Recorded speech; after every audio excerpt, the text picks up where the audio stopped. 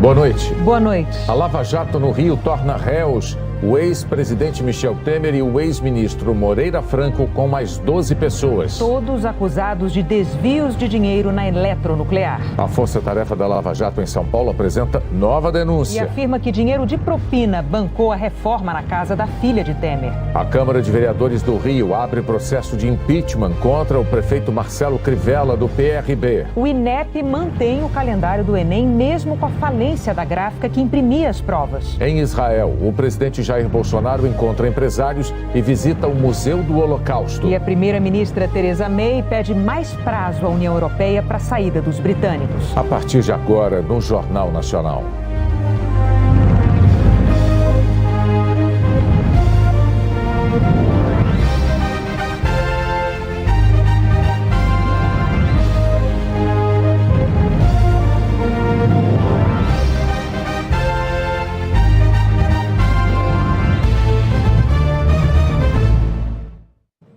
O ex-presidente Michel Temer se tornou réu na Lava Jato do Rio. O juiz Marcelo Bretas, da 7ª Vara Federal Criminal, aceitou as duas denúncias do Ministério Público Federal que indicaram desvio de verbas na eletronuclear. As duas denúncias tratam do esquema de pagamento de propina nas obras da usina de Angra 3. Na primeira, o ex-presidente Michel Temer vai responder pelos crimes de lavagem de dinheiro e peculato, que é se apropriar de verbas públicas. O Ministério Público Federal afirma que Temer desviou quase 11 milhões de reais de um contrato entre a estatal Eletronuclear e a empresa Engevix. Os procuradores dizem que ele teve a ajuda do amigo João Batista Lima Filho, o Coronel Lima, e do então presidente da Eletronuclear, Otton Pinheiro da Silva, que também viraram réus. Na segunda denúncia, Michel Temer virou réu por corrupção e, mais uma vez, por lavagem de dinheiro. O Ministério Público Federal sustenta que Temer, o ex-ministro Moreira Franco e Otton Pinheiro da Silva solicitaram e receberam também do dono da Engevix propina de R$1.100.000. Segundo os procuradores, o dinheiro veio de um contrato de publicidade entre a empresa Alume e o aeroporto de Brasília. A Engevix também participava do consórcio que administra o aeroporto. Michel Temer chegou a ser preso no dia 21 de março por causa dessas acusações. Ele ficou 4 noites na sede da Polícia Federal no Rio e foi solto por uma liminar do Tribunal Regional Federal. Entre as razões para tomar a decisão, o desembargador Ivan Atier afirmou que não ficou provado que os presos atentavam contra a ordem pública, que estariam ocultando provas ou que estariam embaraçando a investigação. Michel Temer, Moreira Franco e os outros 12 réus têm 20 dias para responder às acusações. Podem apresentar documentos, provas e arrolar testemunhas. Depois desse prazo, devem ser marcadas as primeiras audiências em que serão interrogados. O juiz Marcelo Bretas aponta que o Ministério Público Federal anexou inúmeros elementos de prova, com quase 4.000 folhas, que vão desde registros de ligações, mensagens eletrônicas, relatório da Receita Federal e da Inteligência Financeira, além das informações reveladas pelo delator. A defesa de Michel Temer afirmou que o ex-presidente nunca praticou nenhum dos crimes narrados e que as acusações insistem em versões fantasiosas, como a de que Temer teria ingerência nos negócios realizados por empresa que nunca pertenceu a ele. A defesa de Moreira Franco afirmou que o processo judicial pode servir para que as autoridades investiguem os fatos na busca da verdade e na compreensão quanto à inocência do ex-ministro. O advogado de Otton Pinheiro da Silva disse que terá a oportunidade de apresentar suas razões por escrito. A empresa que administra o aeroporto de Brasília declarou que a Engevix não tem participação na concessionária desde 2015 e que, desde então, realiza auditorias e estabeleceu diálogo permanente com as autoridades competentes. A Alume Publicidade declarou que jamais negociou nem tratou de atos ilícitos e que colabora com as investigações. A Engevix não quis se manifestar. O Ministério Público Federal em São Paulo denunciou o ex-presidente Temer e a filha, Maristela, por lavagem de dinheiro na reforma da casa dela. Também foram denunciados o Coronel Lima e a mulher, Maria Rita Fratesi. Na denúncia entregue hoje à Justiça, o Ministério Público usou informações de outras 3 investigações contra Michel Temer. a do quadrilhão do MDB, a da eletronuclear e a do inquérito dos portos, que investigou se o então presidente Michel Temer favoreceu empresas do setor portuário com a edição de um decreto. Os procuradores afirmam que Temer, a filha dele, Maristela, o coronel Lima e a mulher de Lima, Maria Rita Fratesi, praticaram crimes de lavagem de dinheiro ao ocultarem e dissimularem a origem, a natureza, a disposição, a movimentação e a propriedade de valores, num total de R$ 1.600.000. Segundo os procuradores, o dinheiro gasto na reforma veio de um esquema de corrupção em Angra 3. As primeiras suspeitas de irregularidades surgiram em maio de 2017, quando a Polícia Federal fez buscas no apartamento e nas empresas do coronel Lima, suspeito de ser operador de propina para Michel Temer. Documentos apreendidos revelaram que a arquiteta Maria Rita Fratesi administrou pessoalmente a obra. A Polícia Federal ouviu quem prestou serviço e forneceu materiais de construção para a reforma da casa de Maristela Temer. Todos confirmaram o envolvimento de Maria Rita Fratesi com o projeto e acrescentaram detalhes importantes: os pagamentos em dinheiro vivo, feitos no canteiro de obra e no caixa da Argeplan, a empresa de engenharia do coronel Lima. É uma forma de dificultar a identificação e o rastreio da movimentação da verba. Inclusive o pagamento para a empresa contratada para realizar efetivamente a construção, no valor de R$ 950 mil, foi feito quase que integralmente em espécie. Além da denúncia de hoje, o ex-presidente é alvo de outros 7 inquéritos. Michel Temer também é réu em outros 3 processos, os 2 no Rio e o outro em Brasília. A defesa de Michel Temer afirmou que a acusação é descabida e contraditória, que o dinheiro da reforma sequer foi citado no inquérito que tramitou no Supremo Tribunal Federal e surge agora na acusação do Ministério Público em São Paulo. A defesa declarou ainda que Michel Temer não recebeu nenhum tipo de vantagem indevida e que, por isso, nunca poderia ter praticado lavagem de dinheiro ilícito. A defesa de Maristela Temer afirmou que a denúncia é infundada, que não houve preocupação em se verificar a veracidade dos fatos, que a origem dos valores é lícita e que Maristela Temer não participou de lavagem de dinheiro. A defesa do coronel Lima e da mulher dele, Maria Rita Fratesi, afirmou que as denúncias, tanto no Rio como em São Paulo, foram precipitadas, que os procedimentos vindos da Procuradoria-Geral da República não têm provas e que, por isso, segundo a defesa, seria preciso a continuidade das investigações. A Câmara de Vereadores do Rio aprovou a abertura de processo de impeachment contra o prefeito Marcelo Crivella, do PRB. 35 vereadores votaram a favor, 14 contra e houve uma abstenção. Um funcionário público acusou o prefeito de improbidade administrativa por prorrogar um contrato com empresas de publicidade sem nova licitação. A prefeitura afirma que a Procuradoria-Geral do município deu parecer favorável à prorrogação. Marcelo Crivella vai continuar no cargo durante o processo de impeachment, que pode levar até 3 meses. A gráfica responsável por imprimir as provas do Enem desde 2009 decretou falência, mas o INEP declarou que vai manter o calendário das provas.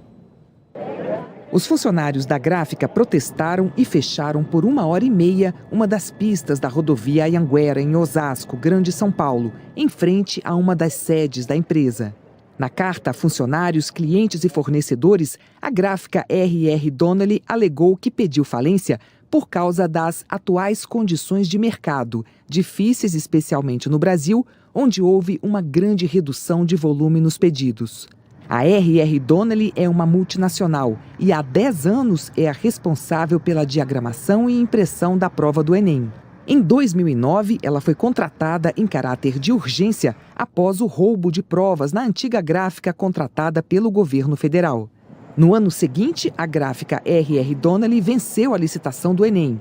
Na edição de 2010, novos problemas. O caderno amarelo do primeiro dia de provas tinha perguntas repetidas e na folha de respostas, os cabeçalhos estavam invertidos. Nos últimos 5 anos, os valores pagos pelo governo à gráfica referentes ao Enem e outros materiais passam de R$500 bilhão. O INEP é o instituto responsável pelo Enem e está desde a semana passada sem presidente. Marcos Vinícius Rodrigues pediu exoneração depois que o ministro da Educação, Ricardo Vélez Rodrigues, anulou uma portaria assinada por Marcos Vinícius, que adiava a aplicação de uma prova nacional para alunos da alfabetização. O responsável direto pelo Enem, Paulo César Teixeira, também deixou o cargo no dia seguinte. O INEP informou que foi surpreendido com o pedido de falência da gráfica e que em alguns dias será anunciada a solução para a impressão dos cadernos de prova.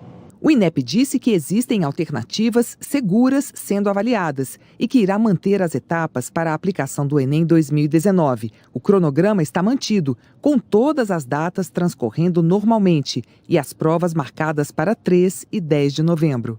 A projeção para o Enem deste ano é de 6 milhões de inscritos. Significa 12 milhões de provas a serem impressas para os 2 dias de exame. Não é um serviço simples para qualquer gráfica. A impressão dos cadernos precisa seguir regras rígidas de segurança para garantir sigilo e evitar fraudes. E a empresa precisa também ter experiência em cada detalhe do processo. O presidente da Associação Brasileira da Indústria Gráfica disse que o setor tem como atender ao Enem. Nós temos 3 ou 4 empresas com a mesma condição de igualdade com a empresa que pediu autofalência. Todas elas têm a questão da segurança, para não ter nenhum problema com vazamento de informações. Tudo isso é muito bem fiscalizado pelo Ministério da Educação. Eles têm trabalhado assim insistentemente nisso e nós respondemos às necessidades que eles nos peçam. Num país que tem 13 milhões de desempregados, empresas jovens e inovadoras têm vagas de trabalho sobrando. São chamadas startups. O ambiente costuma ser bem informal e agradável. O trabalho é quase sempre desafiador. E acredite, falta gente para trabalhar nas startups, que são as empresas que criam e vendem soluções inovadoras usando tecnologia. O Pedro está testando pessoas e tentando aumentar a equipe há mais de 2 meses. Nós temos 4 vagas em aberto hoje, 2 para SDR. SDR seria o pré-venda, né? Aquele que faz o desenvolvimento da venda no estágio inicial. E 2 devs, são 2 desenvolvedores, né, 2 programadores para o nosso time de tech. A Associação Brasileira de Startups calcula que são pelo menos 5 mil vagas abertas à espera de gente qualificada ou capaz de entender não só a linguagem, mas as mudanças que a tecnologia trouxe para o trabalho, para o mercado, para o mundo. Essas empresas, onde quase tudo acontece no computador, em geral são pequenas, usam espaços compartilhados e estão crescendo bastante. Muitas vezes só não faturam mais porque faltam profissionais talhados para os novos negócios. Para trabalhar em startup, a gente fala que existe o time dos sonhos, que é o hipster. Conecta produto e usuário. O hacker. Transforma ideia em programa. E o hustler. Vendedor que não desiste. Calma que a Luísa vai resumir. Tem que ser sedento por conhecimento e sedento por conexões. Precisa conhecer todo o ecossistema. Hoje a gente tem diversas organizações que dão eventos assim, 5, 7 eventos por dia com profissionais do mercado ensinando como eles trabalham. Você precisa ter esse perfil de ir atrás da informação onde quer que ele esteja e se manter atualizado. Essa startup tem 70 funcionários e está precisando de mais 12. São desenvolvedores, programadores, analistas, gerente comercial. Talentos que não são fáceis de achar nem de segurar. Já perdemos gente aí para a Alemanha, para a Austrália, para Portugal. E isso é normal, faz parte do jogo, a gente sabe que é assim, mas não tem jeito, né? Na verdade, o mercado não para, os requisitos não param de chegar e a gente tem muito mais demanda do que a gente consegue atender. O apelo desses empresários é por melhoria na educação e maior proximidade entre as universidades e as startups. Até lá, muitas empresas vão garimpando talentos para treinar. A Thalita é um deles. Acabou de entrar nesse novo mundo. Eu estou adorando a experiência, a oportunidade. É um ambiente bacana, né? Muito. Tá feliz? Alguém roubou uma arma que estava em exposição numa feira do setor de segurança no Rio. A arma estava exposta num balcão da fabricante italiana Beretta, presa com cabo de aço. O furto aconteceu um pouco antes da abertura oficial da Laad que é a maior feira de defesa e segurança da América Latina. Reúne fabricantes e fornecedores de armas para as Forças Armadas, Forças Especiais e de segurança privada, algumas com tecnologia de ponta. O presidente da República em exercício, o general Hamilton Mourão, fez o discurso de abertura da feira, ao lado do ministro da Defesa, general Fernando Azevedo e Silva, do governador do Rio, Wilson Witzel, e do prefeito Marcelo Crivella. Nenhum deles ficou sabendo do furto. A repercussão pegou de surpresa os funcionários do estande. Irritados, eles recolheram todas as pistolas em exposição. A arma furtada aqui no estande é um modelo APX 9mm, igual a essa que está aqui. Agora, a pergunta que todo mundo está fazendo é como é que alguém chega aqui e rouba uma arma que está presa num cabo de aço. É fino, mas é de aço. A assessoria da feira esclareceu que a arma era de verdade, mas não funcional, ou seja, estava sem o dispositivo que faz a pistola disparar. Não é a primeira vez que ladrões agem durante eventos importantes no Rio Centro. No ano passado, 2 homens levaram a medalha Fields, o prêmio mais importante da matemática, que tinha acabado de ser concedido ao curdo Kauscher Birkar. A Polícia Civil do Rio procurou câmeras de segurança, mas não encontrou no estande da Beretta nem em estandes vizinhos. O Rio Centro não possui sistema de monitoramento interno. O Rio Centro informou que a instalação de câmeras no interior dos pavilhões é a responsabilidade do realizador do evento e que há monitoramento nas áreas comuns do centro de exposições. Uma mulher sofreu tentativa de feminicídio ontem à noite em Perus, na zona norte de São Paulo. Arlan Cavalcante espancou a companheira Eliette Macedo, de 23 anos. Uma vizinha ouviu os gritos e chamou a polícia. Os agentes encontraram a vítima debaixo da cama, desacordada e com lesões em todo o corpo. Ela está no hospital. Depois de agredir a mulher, Arlan deixou os 2 filhos na casa do irmão. Disse que voltava logo, mas sumiu. Ontem aqui no Jornal Nacional a gente disse que só 2 casas da mulher brasileira estão funcionando integralmente para acolher vítimas de violência, mas são 3. A de Curitiba também já oferece todos os serviços desde o dia 12 de março. A coordenação da casa no Paraná afirmou que notificou o Ministério da Mulher, da Família e dos Direitos Humanos, mas até ontem, quando nós pedimos essas informações, a atualização ainda não tinha sido feita. Mais uma mulher acusou o ex-vice-presidente americano Joe Biden de contato físico inapropriado. Amy Lapos disse que, em 2009, pensou que seria beijada à força no evento político porque o então vice-presidente pôs as mãos no pescoço dela e a puxou para perto, tocando o nariz no dela ao cumprimentá-la. Há 4 dias, uma ex-deputada do Partido Democrata disse que Joe Biden beijou a cabeça dela num comício em 2014. O porta-voz de Biden declarou que ele jamais agiu de forma inapropriada em anos de vida pública, que o político é alvo de uma campanha de difamação na internet. O ex-vice-presidente é visto como um possível candidato do Partido Democrata à presidência no ano que vem. Paris vai ter um espaço público dedicado à vereadora Marielle Franco. O Conselho Municipal da capital francesa aprovou ontem uma moção de intenção de batizar um local da cidade com o nome de Marielle. A prefeitura vai escolher uma praça ou uma rua, por exemplo. A ideia partiu do coletivo Rede Europeia para a Democracia no Brasil, que reúne artistas e intelectuais na França. A seguir, a Agência Nacional de Mineração interdita barragens e diques em todo o país. O governo suspende a instalação e a substituição de milhares de radares nas rodovias federais.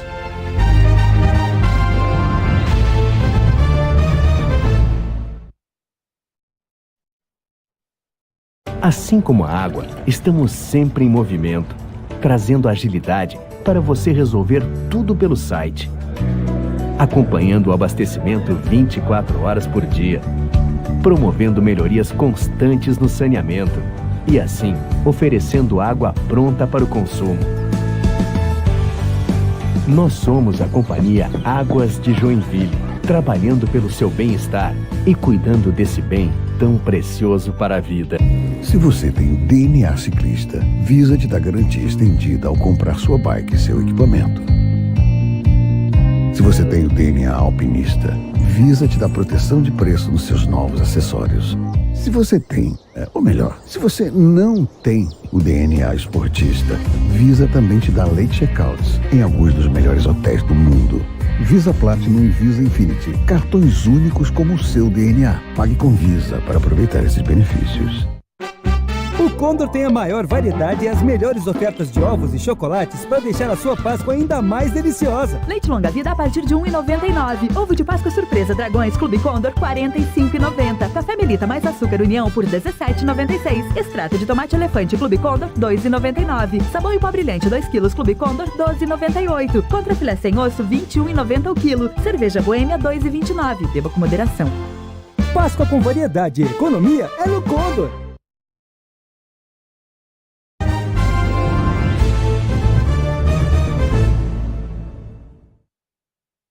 O governo suspendeu a instalação e a substituição de milhares de radares nas estradas federais.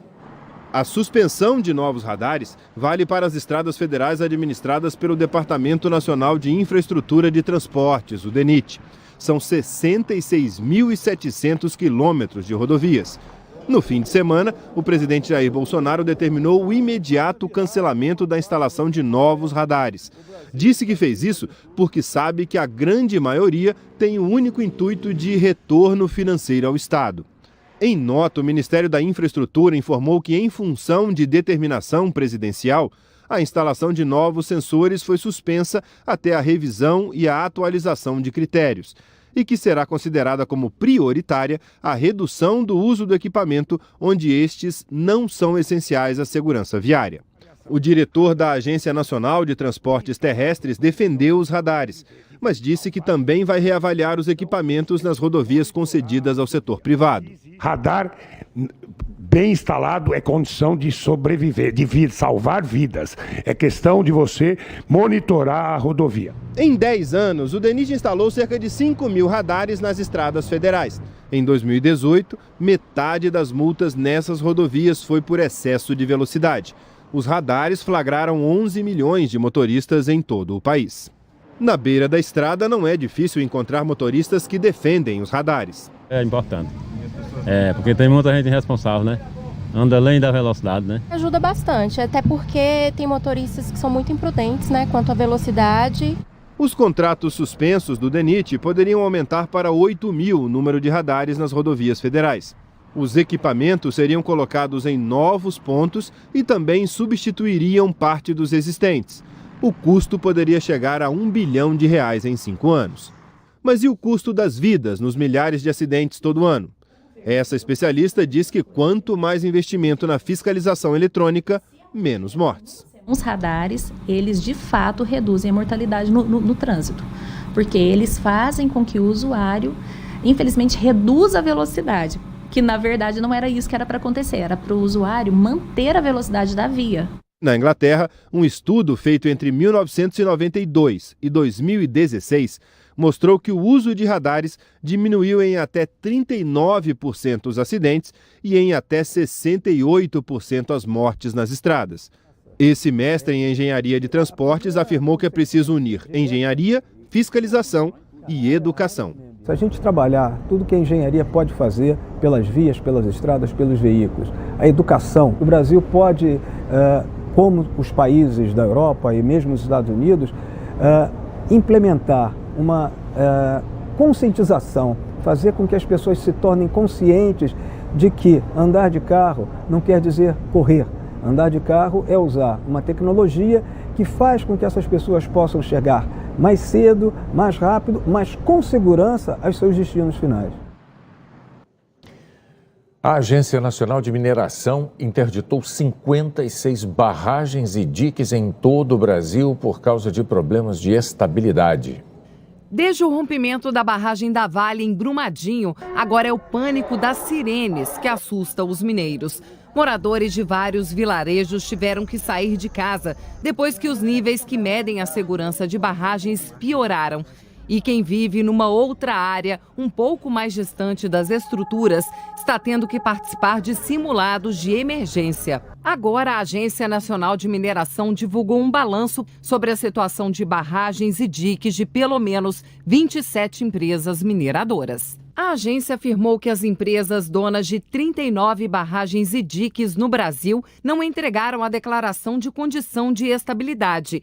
No Rio Grande do Sul, são 2 estruturas. No estado de São Paulo, são 6 estruturas nessas condições. O estudo mostra que no Centro-Oeste, 2 ficam em Goiás e em Mato Grosso o número chega a 4. No norte do Brasil, o Pará tem 1 estrutura. Na mesma região, o Amapá tem mais 1, mas a grande maioria, mais da metade das estruturas, está no estado de Minas Gerais. São 23 barragens e diques que não entregaram a declaração de estabilidade. 8 estruturas pertencem à mineradora Vale. O estudo da Agência Nacional de Mineração mostra uma situação mais grave em 3 estados. As mineradoras apresentaram um documento que conclui pela não estabilidade de 17 estruturas. Uma delas está na região sul do Brasil, no Paraná. 3 estão na região norte, no Pará. E, novamente, a imensa maioria está em Minas Gerais. São 13 barragens e diques que não têm estabilidade. Das 13 estruturas, 10 são da Vale. A Agência Nacional de Mineração afirmou que todas essas estruturas estão interditadas e as empresas estão proibidas de depositar materiais nos diques e nas barragens. A agência declarou ainda que não há necessidade de retirada de moradores vizinhos a essas estruturas. Desde a tragédia de Brumadinho, o parâmetro de medição da segurança passou a seguir normas internacionais que são mais rígidas. Quando a gente trabalha com barragens, a gente não pode aceitar que a gente tenha tantas estruturas sem estabilidade garantida ou tantas estruturas que não passem por processos de auditoria. A Vale anunciou a renovação de 80 declarações de condição de estabilidade de estruturas operacionais vencidas no fim de março. Declarou que está planejando medidas para reforçar a segurança das demais estruturas. A Vale afirma que só vai retomar a produção nessas áreas quando a segurança estiver assegurada. Renata. Hora da previsão do tempo, vamos falar com a Maju Coutinho. Oi, Maju, boa noite. A gente começa por onde hoje?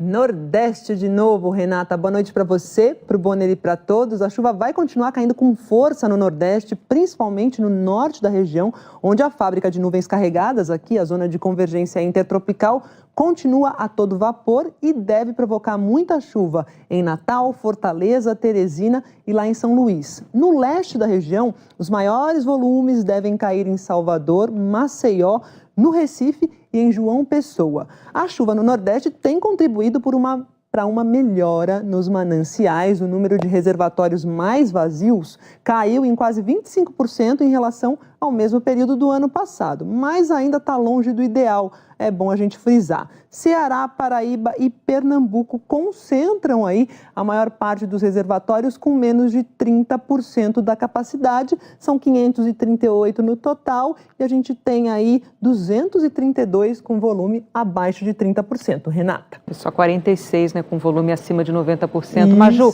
e as outras regiões? Olha, Renata, depois do Nordeste, são em áreas do Centro-Oeste e do Norte do país que pode chover bastante. Manaus, Palmas e Campo Grande devem ter chuva volumosa e temperatura acima dos 30 graus. Brasília e BH com 30 de máxima, Curitiba com 28 e Porto Alegre com 29 estão aí na rota das pancadas isoladas a partir da tarde. No oeste do Rio Grande do Sul, em grande parte de São Paulo e do Espírito Santo, no sul de Minas e no Rio de Janeiro, a previsão é de sol o dia inteirinho, 33 de máxima no Rio, 31 em Vitória e 29 aqui em São Paulo, com o tempo aberto.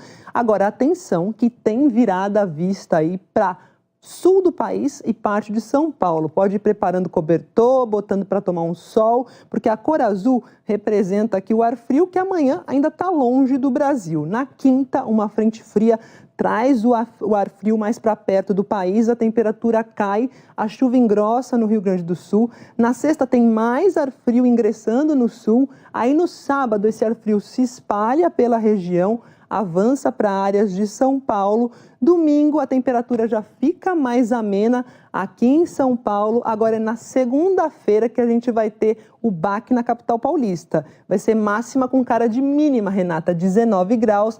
Para sua tristeza, ainda não vai chegar aí para vocês esse ar... Mas pelo menos na região sul e em São Paulo vão ter aí os ventos mais fresquinhos de outono chegando. A gente acompanha durante a semana, Maju. Até amanhã. Isso, tchau, até amanhã. Tchau, tchau. A assessoria do Instituto Lula confirmou hoje que a causa da morte de Arthur Lula da Silva, de 7 anos, neto do ex-presidente Lula, foi infecção generalizada causada pela bactéria Staphylococcus aureus, que é comum em infecções de pele. Mais cedo, a Prefeitura de Santo André divulgou que exames feitos pelo Instituto Adolfo Lutz descartaram que Arthur tivesse morrido de meningite. Era essa a causa da morte apresentada pelo hospital para onde o menino foi levado no dia 1º de março. O Hospital Bartira declarou que prestou todo o atendimento de forma imediata e que qualquer informação adicional dependerá da autorização expressa da família. A seguir, o presidente Bolsonaro se reúne com empresários em Israel. A primeira-ministra britânica pede à União Europeia mais prazo para separação.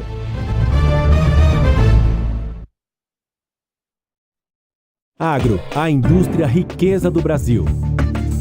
Mamão é agro. O mamão traz uma boa renda para várias regiões brasileiras. São 33 mil empregos que fazem girar 900 milhões de reais por ano. As exportações passam dos 50 milhões de dólares. O mamão é usado de muitas formas. Maduro, ele vai bem no café da manhã, no suco e na sobremesa. Quando está verde, pode incrementar saladas, refogados, doces e compotas. E do leite do fruto verde é extraída uma enzima, a papaina, que entra em cremes para a pele, em medicamentos, pomadas, temperos e amaciantes para carnes. Mamão é saúde. Mamão é agro. Agro é tech, agro é pop, agro é tudo. Tá na Globo. Apoio Ford Ranger, certeza do melhor negócio. E Bradesco, tudo para encantar você. Reforme sua casa, faça uma viagem, comece um pequeno negócio, festa de casamento, começar uma faculdade. O empréstimo pessoal Queires é um empurrãozinho que faltava para você realizar o seu sonho. É a menor taxa de juros do mercado, com maior prazo para começar a pagar. E você ainda pode parcelar em até 36 vezes. E com o cartão de crédito Queires, passou, sacou. O dinheiro é liberado na hora, sem precisar falar com ninguém. Realize o seu sonho. Empréstimo pessoal Queires. Você que está ligado na programação da NSC, a nossa Santa Catarina, não pode perder o Jornal do Almoço. As principais notícias da nossa região e do nosso estado, as reivindicações da comunidade e tudo aquilo que faz diferença na sua vida. A gente apresenta e analisa os fatos para você ficar bem informado. De segunda a sábado, eu te espero no Jornal do Almoço.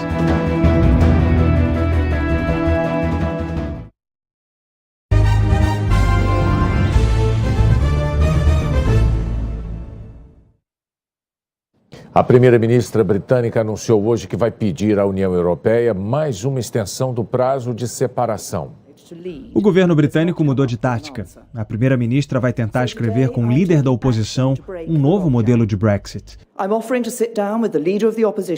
Se não chegarem a um consenso, Theresa May ressuscitaria o acordo dela. Por incrível que pareça, a primeira-ministra quer encarar o parlamento pela 4ª vez. O governo já teve 3 derrotas, na última por 58 votos de diferença. Mas para dar ares de novidades à proposta, ela colocaria o acordo junto com alternativas de Brexit e os deputados escolheriam uma. Em uma semana, o parlamento chegou mais perto de uma solução do que o governo em 2 anos de negociações. Os deputados já passaram 2 noites votando modelos para a saída da União Europeia e prometiam mais uma rodada só com as propostas favoritas. Mas agora precisam esperar o desfecho dessa conversa entre a oposição e o governo. Ontem, 2 alternativas se destacaram. Um segundo plebiscito ficou a 12 votos de uma maioria. E a proposta que mantém a livre circulação de produtos entre Reino Unido e União Europeia só não foi aprovada por 3. A votação no parlamento tinha sido interrompida por um protesto. E agora, pelo governo. Se o impasse continuar, o Reino Unido sai sem acordo nenhum daqui a 10 dias. E essa é a verdade nua e crua. No terceiro dia da viagem a Israel, o presidente Jair Bolsonaro se reuniu com empresários. Logo cedo, no encontro com empresários brasileiros e israelenses, o presidente Jair Bolsonaro falou sobre a agenda econômica e sinalizou a vontade do governo brasileiro de receber investimentos estrangeiros. Estamos à disposição dos senhores empreendedores, os senhores que querem investir no Brasil. Ele voltou a citar a decisão do governo de abrir um escritório de negócios em Jerusalém. O escritório é um passo menor do que a transferência da embaixada de Tel Aviv, prometida durante a campanha e tão esperada pelo governo israelense. O que, segundo o presidente, é uma questão de tempo. O senhor anunciou a criação de um escritório de negócios aqui em Jerusalém. E parte da imprensa israelense falou que é um escritório com representação diplomática. Tem representação diplomática? Não tem? É exclusivamente um escritório de negócios? Só para deixar claro isso. A imprensa no mundo todo parece que são bastante parecidas. Um grande casamento começa com um namoro e um noivado. Estamos no caminho certo, no meio entendimento. Ontem, depois de a autoridade palestina divulgar nota condenando a decisão, o embaixador do Brasil em Ramala, considerada a capital política dos palestinos, foi conversar com representantes locais. Reforçou que o escritório de negócios não tem nenhum caráter diplomático. Não vai ter, por exemplo, funcionários de carreira do Itamaraty. Cuidados adotados justamente para evitar reações mais hostis dos países árabes. Apesar de menor do que o prometido, o gesto do governo brasileiro de abrir um escritório comercial em Jerusalém, região que está no centro da disputa entre israelenses e palestinos, foi valorizado em discursos pelo primeiro-ministro Benjamin Netanyahu, que está às vésperas de uma eleição. O porta-voz do governo declarou que o presidente Bolsonaro vai se reunir com embaixadores desses países. O pedido foi feito ontem em Brasília. O presidente está disposto a receber qualquer diplomata de qualquer país com o qual nós tenhamos relações diplomáticas. Nós temos como uma das nossas principais pautas do mercado de venda externa aquela área e, naturalmente, nós temos que, se não redirecionar, nós temos que azeitar esse processo. Depois do encontro com empresários, o presidente Bolsonaro visitou o Memorial do Holocausto. E a exemplo do que fez o chanceler Ernesto Araújo, disse que o nazismo foi um movimento de esquerda.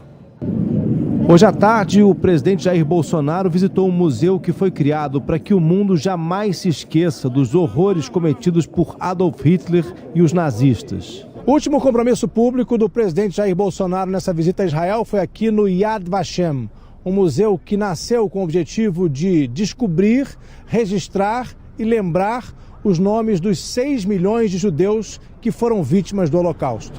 No hall da lembrança, Bolsonaro avivou a chama perpétua, depositou uma coroa de flores e ouviu uma oração pelas vítimas do Holocausto. No livro de visitas do museu, o presidente escreveu a mesma frase que disse em seguida. Onde fazemos um exame de consciência. Aquele que esquece o seu passado está condenado a não ter futuro. Eu amo Israel. Horas mais tarde, perguntado se concordava com a opinião do chanceler Ernesto Araújo de que o partido nazista de Hitler havia sido um movimento de esquerda, Bolsonaro respondeu. O senhor concorda com o seu chanceler de que o nazismo foi um movimento de esquerda? Não há dúvida, né? Partido Socialista, como é que é? Partido Nacional Socialista da Alemanha, sim. Em seguida, o presidente reclamou da pergunta dos jornalistas. Olha, para que isso, nós estamos fora do Brasil. Vamos uma pauta positiva. Eu quero tratar vocês com o respeito que vocês merecem. Essas perguntas menores vai servir para dar manchetes negativas em jornais. Na exposição sobre o Holocausto e em seu site, o museu que Bolsonaro tinha acabado de visitar afirma que o nacional-socialismo de Hitler foi um movimento de direita e antissemita. Ali perto do museu, no Bosque das Nações, Bolsonaro plantou uma oliveira. Ao terminar sua última entrevista em Israel, Bolsonaro foi descansar. A volta ao Brasil foi antecipada em algumas horas por questões de logística, segundo o porta-voz. Rego Barros também comentou uma foto de Bolsonaro com um fuzil. Ontem, o presidente visitou a Polícia Antiterrorismo de Israel. Na imprensa israelense, a imagem mereceu destaque. Não fiquem na frente do presidente. Ele acertou as 7 bolas que estavam lá preparadas e ele não errou nenhum tiro. Realmente foi incrível aquilo. O filho do presidente, o senador Flávio Bolsonaro, que também veio aqui para Israel, publicou numa rede social uma frase sobre o Hamas, o grupo extremista que controla a faixa de Gaza e que havia repudiado a visita de Jair Bolsonaro. O senador respondeu dizendo: "Quero que vocês se explodam." Poucas horas depois, o senador Flávio Bolsonaro apagou a publicação. Em Brasília, integrantes do governo passaram um dia em reuniões para tratar da reforma da Previdência. O ministro da Economia recebeu logo cedo deputados do PSD e à tarde do PSL, partido do presidente Jair Bolsonaro. Foi a estreia de Paulo Guedes na articulação política da reforma da Previdência. O ministro da Casa Civil, Onyx Lorenzoni, também partiu para o corpo a corpo. Recebeu parlamentares de 18 estados, coordenadores de bancadas estaduais, para discutir as primeiras indicações para cargos federais nos estados, um pedido dos aliados. O presidente da Câmara, Rodrigo Maia, também participou desse esforço concentrado para reverter o movimento de alguns partidos que defendiam mudanças na PEC já na Comissão de Constituição e Justiça. Ele se reuniu com líderes de 10 partidos. A maioria saiu dizendo que qualquer mudança na reforma deve ser feita apenas na comissão especial que ainda vai ser criada e não na CCJ. A maioria dos líderes acharam que deveria deixar para a comissão especial. Acho que não é o momento. A CCJ tem de avaliar a questão da admissibilidade apenas e essa questão vai para o debate na comissão especial. O Solidariedade é um dos 13 partidos que apoiam a reforma, mas criticam algumas mudanças, como nas regras do benefício de prestação continuada, o BPC, pago a idosos de baixa renda e na aposentadoria rural. O secretário de Previdência disse que o governo espera que o texto original seja mantido e que, se for um desejo da maioria dos parlamentares, pode ter ajustes, mas só na comissão especial. Se a maioria assim o entender, os itens serão suprimidos, até porque o papel do parlamento é aperfeiçoar o projeto, é apresentar propostas que de alguma forma consigam melhorar o texto que foi apresentado pelo Executivo, como sempre foi na história do Parlamento. O líder do Partido Novo, que defende a reforma, concorda. A Comissão de Constituição e Justiça é apenas uma comissão técnica de admissibilidade e o Brasil tem pressa. A CCJ não analisa o mérito da proposta, e sim se é ou não constitucional. Eu não vejo nenhum movimento coordenado nesse momento para a retirada ou supressão de texto da Previdência na CCJ. Eu acredito que vai ficar para a comissão especial essas retiradas de texto, como o BPC, a aposentadoria rural e a desconstitucionalização. O presidente da Câmara disse que o caminho correto para mudar trechos da Previdência é a comissão especial. Tenho certeza, pelo que eu ouço dos líderes dos partidos, que o BPC e a aposentadoria rural não vão sobreviver na comissão especial em hipótese nenhuma. A Câmara vai tomar essa decisão. O relator na CCJ disse que agora vai conseguir cumprir o cronograma. A nossa ideia é de fazer com que o relatório seja apresentado no mais tardar no dia 9. Nós já temos condição de apresentá-lo o mais rápido possível, mas no mais tardar no dia 9, para que o Congresso, soberano que é, decida os rumos que deve ser feito com a reforma da Previdência. A Fórmula 1 teve um dia especial hoje no Bahrein. Mick Schumacher, de 20 anos, fez testes pela primeira vez na principal categoria do automobilismo e com a Ferrari, a equipe que deu ao pai dele, Michael Schumacher, 5 dos 7 títulos conquistados. Mick fez o segundo melhor tempo do dia. Ele é da escola de pilotos da equipe italiana e compete na Fórmula 2. Michael Schumacher entrou em coma, como todos sabemos, ao sofrer um acidente quando esquiava em 2013. E a família mantém até hoje sob sigilo o estado de saúde dele. Hoje é o Dia Mundial da Conscientização do Autismo e a gente tem uma história boa para contar. O Tyler, de 7 anos, mora em Vassouras, interior do Rio. Por ser autista, ele tem hipersensibilidade auditiva e sofre muito com os fogos de artifício. O menino escreveu para o prefeito e pediu uma solução para o problema. Lembrou que os animais também não gostam desses rojões. Como já existia um projeto na Câmara dos Vereadores, o pedido ganhou força e virou a Lei Tyler. Agora é proibido soltar qualquer artefato pirotécnico que faça barulho nas áreas públicas de Vassouras. Muito feliz, sinto muito dessa coisa ter acontecido, porque agora não vamos ter muito problema aqui no nosso município. É isso aí, Tyler. O Jornal da Globo é logo depois de estar no ar. Boa noite. Boa noite para você, até amanhã.